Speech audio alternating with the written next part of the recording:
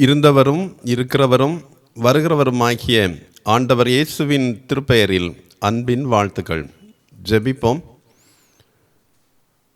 தூய வாழ்வு வாழ வேண்டுமென்று தம்முடைய திருமறையின் ஊடாக எங்களை அழைக்கின்ற எங்கள் அன்பின் ஆண்டவரே, வெண்ணுடை தரித்தவர்களாக சிங்காசனத்தின் முன்பு நிற்கின்ற தூயவர்களின் காட்சியை குறித்து இன்று நாங்கள் தியானிக்க இருக்கிறோம். நீர் எங்களோடு பேசும், உம்மோடு கூட இணைந்து தூய வாழ்வு வாழ எங்களை பக்குவப்படுத்தும். இயேசு கிறிஸ்துவின் பெயரில் கேட்கிறோம் சுவாமி, ஆமேன். வெளிப்படுத்தல் 7ஆம் அதிகாரம் 13, 14 வசனங்களில் மூப்பர் ஒருவர் யோவானிடம் வந்து, வெள்ளை அங்கி அணிந்திருக்கும் இவர்கள் யார் என்று உனக்கு தெரியுமா என்று கேட்கின்றார். அதற்கு யோவான், ஐயா, அது உமக்கு தான் தெரியும் என்று பதிலளிக்கின்றார். அப்போது அந்த பெரியவர் அல்லது மூப்பர் 13, 14 வசனங்களில் 2 பதில்களை கூறுகின்றார். ஒன்று, இவர்கள் மிகுந்த உபத்திரவத்திலிருந்து வெளியே வந்தவர்கள். மற்றொன்று, ஆட்டுக்குட்டியின் இரத்தத்தின் ஆற்றலால் அல்லது வல்லமையால் தங்கள் ஆடைகளை வெண்மையாக்குவோர் என்று பதிலளிக்கின்றார். மூப்பர் கூறும் 13, 14 வசனங்களில் வருகின்ற இந்த 2 பதில்களையும் இன்று தியானிக்கப் போகின்றோம். முதலாவது பதில், மிகுந்த உபத்திரவத்திலிருந்து வெளியே வந்தோர். இந்த உபத்திரவம் அல்லது துன்பம், ட்ரிபுலேஷன் என்பது 3 நிலைகளில் உள்ள உபத்திரவத்தை குறிக்கின்றது. முதலாவது, யோவானின் காலத்தில் இருந்த துன்புறுத்தல். யோவானும் அந்த துன்புறுத்தலுக்கு உட்பட்டு பத்மு தீவில் இருக்கின்ற பொழுது இந்த காட்சிகளை காணுகின்றார் என்பதை நாம் அறிந்திருக்கின்றோம். அடுத்து, இப்போது கிறிஸ்துவின் பொருட்டு வருகின்ற துன்புறுத்தல், தற்காலத்தில் நாம் சந்திக்கின்ற துன்புறுத்தல். மூன்றாவது, கடவுள் உலகை படைத்து அந்த நாட்கள் முதல் ஒருபோதும் நடக்காத இறுதி நாளில் நடைபெறப் போகின்ற மகா உபத்திரவம்.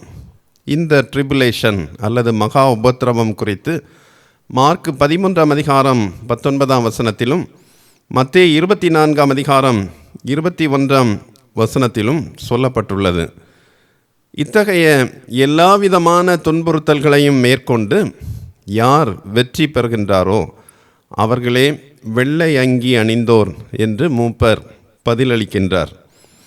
வெள்ளை அணிந்திருக்கும் இவர்கள் யார் என்பதற்கு மூப்பர் கூறுகின்ற 2வது பதில், ஆட்டுக்குட்டியின் இரத்தத்தில் தங்கள் ஆடைகளை வெண்மையாக்குவோர் அல்லது துவைத்தோர். வெள்ளை அங்கி எப்போதும் 2 காரியங்களை குறிக்கின்றது. ஒன்று, கடந்த கால பாவத்தின் கரை, தற்போதைய பாவத்தின் தொற்று மற்றும் எதிர்கால பாவத்தின் தாக்குதல் ஆகியவற்றிலிருந்து சுத்தப்படுத்தப்பட்ட வாழ்க்கை. மற்றொன்று, இயேசு கிறிஸ்துவின் வாழ்வையும் மரணத்தையும் ஏற்று அந்த வாழ்வில் பங்கு கொண்டு தூய்மையின் இரகசியத்தையும் வெற்றியின் இரகசியத்தையும் கண்டறிந்து தூய்மையாக வாழ்வோர். இவை 2ஐயுமே வெள்ளை அங்கி அடையாளப்படுத்துகின்றது. ஆட்டுக்குட்டியின் இரத்தத்தில் தோய்த்து வெண்மையாக்குவோர் என்பதற்கு இந்த பகுதியில் 3 பொருள்கள் உள்ளன. வெள்ளை அங்கியையும் ஆட்டுக்குட்டியின் இரத்தத்தையும் பற்றி நாம் விரிவாக தியானித்தோம். இப்போது ஆட்டுக்குட்டியின் இரத்தத்தில் தோய்த்து வெண்மையாக்குவோர் என்பதற்கு இந்த காட்சியில் பொருள் கொள்ளப்படுகின்ற 3 காரியங்களை இன்று நாம் தியானிக்க இருக்கின்றோம். ஒன்று, அடைய இயலாத ஒன்றினை அனுபவிப்போர். ஆட்டுக்குட்டியின் இரத்தத்தில் தோய்த்து வெண்மையாக்குவோர் என்பதற்கு நாம் புரிந்து கொள்கின்ற முதலாவது பொருள், அடைய இயலாத ஒன்றினை அனுபவிப்போர். பாவத்திலிருந்து தூய்மை அடைதல் அல்லது வெற்றி பெறுதல் அல்லது விடுதலை பெறுதல் என்பது மனிதனால் அவனது முயற்சியால் இயலாத ஒன்று என்பதை நாம் அறிந்திருக்கின்றோம். ஏனெனில் ஆதாமும் ஏவாளும் பாவம் செய்த பொழுது கடவுள் அவர்களை தோட்டத்திலிருந்து துரத்தி ஜீவ விருட்சத்துக்கு போகும் வழியை காவல் செய்ய கேருபீன்களையும் வீசி கொண்டிருக்கின்ற சுடரொளி பட்டயத்தையும் வைத்தார் என ஆதியாகமம் 3ஆம் அதிகாரம் 22 முதல் 24 வரை உள்ள வசனங்களில் நாம் படிக்கின்றோம். மனிதன் தானாக போய் ஜீவ விருட்சத்தை அல்லது ஜீவ வழியை அவன் கண்டடைய முடியாது. ஏனெனில் அவன் கடவுளுடைய வார்த்தையை மீறி அவரை விட்டு தூரம் போய்விட்டான், பாவம் செய்து விட்டான். மனிதனின் முயற்சியால் பாவ நிவர்த்தியை செய்ய இயலாது என்பதை உணர்ந்த கடவுள் ஏசாயா 7ஆம் அதிகாரம் 14ஆம் வசனத்தில் இறை வாக்குப்படி கன்னிகையின் வயிற்றில் தூய ஆவியரால் தம் மகனை உலகுக்கு அனுப்புகின்றார். பாவமில்லாத விதத்தில் தூய ஆவியினால் கன்னிகையின் வயிற்றில் கடவுள் தன்னுடைய மகனை உலகத்தில் அனுப்புகின்றார்.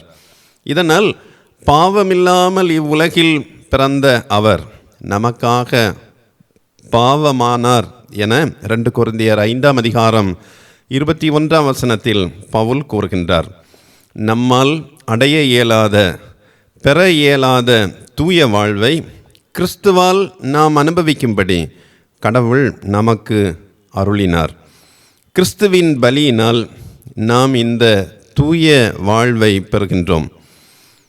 இத்தகைய தூய வாழ்வை அனுபவிப்பவரே அல்லது அடைய இயலாத தூய வாழ்வை கடவுளின் கருணையால் கிருபையால் பெற்று அனுபவிப்பவரே ஆட்டுக்குட்டியின் இரத்தத்தில் தோய்த்து வெண்மையாக்குவோர் என யோவான் குறிப்பிடுகின்றார். 2 சாமுவேலின் புஸ்தகம் 6ஆம் அதிகாரம் 20 முதல் 23 வரை உள்ள வசனங்களில் உடன்படிக்கை பெட்டி தாவீதின் நகருக்குள் கொண்டு வரப்படுகின்ற பொழுது தாவீது கர்த்தருக்கு முன்பாக குதித்து நடனமாடுகிறதை கண்ட தாவீதின் மனைவியாகிய சவுலின் மகளாகிய மீகாள் தாவீதை அற்பமாக அவமதித்தார் என்று நாம் திருமறையில் படிக்கின்றோம். அதற்கு தாவீது அவருக்கு பதிலாக சொல்லுகின்றார், ஆடு மேய்த்து கொண்டிருந்த என்னை அல்லது நான் அடைய முடியாத, எண்ணி பார்க்காத கர்த்தருடைய ஜனமாகிய இஸ்ரவேலருக்கு தலைவனாக ஏற்படுத்தியவர் என்னுடைய ஆண்டவர் கடவுள். அவருடைய சமூகத்திற்கு முன்பாக இன்னும் அற்பனும் நீசனும் ஆவேன் என்று தாவீது வைராக்கியத்தோடு கூறுகின்றார். தான் அடைய இயலாத ஒன்றை மனிதன் பெறுகின்ற பொழுது இனம் புரியாத மகிழ்ச்சி அவனுக்கு உண்டாகிறது. அடைய இயலாத பாவ மீட்பை, பாவங்களிலிருந்து விடுதலையை கிறிஸ்துவின் வாழ்வு, மரணம் இவற்றின் மூலமாக கிருபையாக நாம் பெறுகின்றோம்.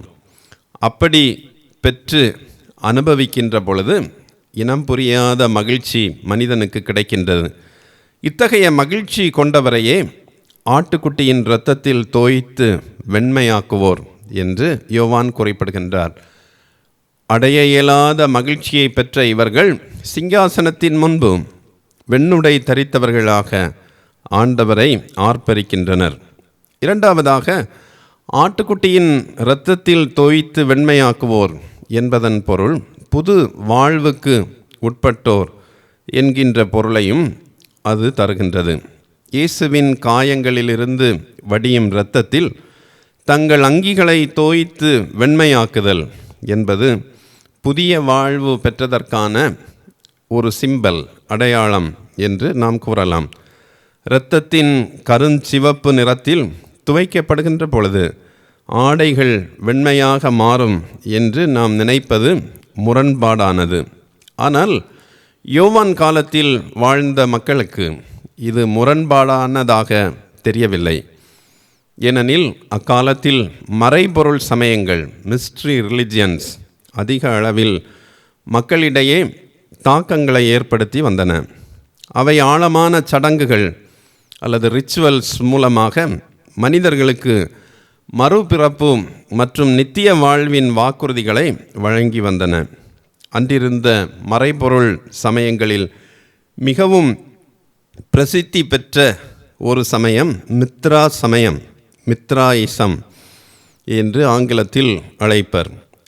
அதன் கடவுள் மித்ரா என்பவர். அது உலகம் முழுவதும் தன் பக்தர்களை கொண்டிருந்தது. இது ரோமானிய இராணுவத்தின் விருப்பமான சமயமாகவும் இருந்தது. இங்கிலாந்திலும் ரோமானிய வீரர்கள் வழிபட்ட மித்ராயிச வழிபாட்டிடங்கள் நினைவு சின்னங்களாக இன்றும் உள்ளன. மித்ராயிசத்தின் மிகவும் புனிதமான சடங்கு டாரோபோலியம், காளையின் இரத்த குளியல், பாத் ஆஃப் புல்ஸ் பிளட் என்பதாகும்.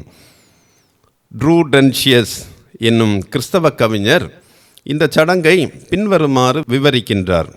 ஒரு பள்ளம் தோண்டப்பட்டு அதன் மேல் பலகைகளால் ஆன ஒரு மேடை அமைக்கப்பட்டது. அம்மேடையில் துளைகளால் துளையிடப்பட்டு பின்னர் இந்த மேடையின் மீது ஒரு காளை பலிக்காக வெட்டப்படுகின்றது. பாவ மன்னிப்பு பெற வேண்டியவர் இந்த மேடையின் கீழ் மண்டியிட்டு நிற்கும்படி கேட்டுக்கொள்ளப்படுவார். இதனால் பலிக்காக வெட்டப்படும் காளையிலிருந்து வடியும் இரத்தம் அந்த மேடையின் உள்ள துளைகளின் வழியாக வழிந்து காளையின் இரத்தம் பாவ மன்னிப்பு பெற வேண்டியவரது தலை, காதுகள், கைகள் ஆகிய உடலின் பக்கங்களையும் அவரது ஆடைகளையும் நனைக்கின்றது. பின்னர் அவர் தன்னால் இயன்ற அளவும் இந்த இரத்தத்தை குடிக்கவும் செய்வாராம். இதனால் புதுவாழ்வு பெற்றோம் அல்லது மறுபிறவி எடுத்தோம் என்கின்ற உணர்வு அவருக்கு உண்டாகின்றது என்பது அந்த சமயத்தின் நம்பிக்கை. இது தவறானதாகவும் பயங்கரமானதாகவும் நமக்கு தோன்றலாம்.